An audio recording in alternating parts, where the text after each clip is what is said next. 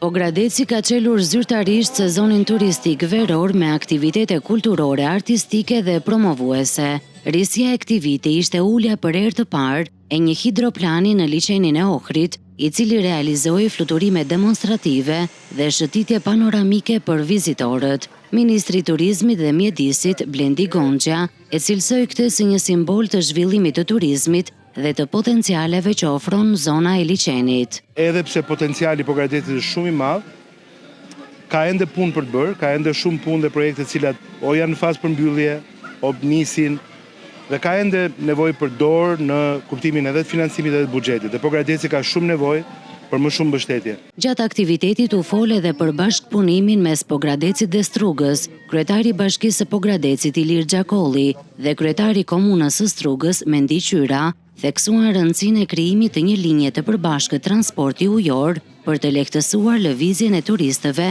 mes dy qyteteve.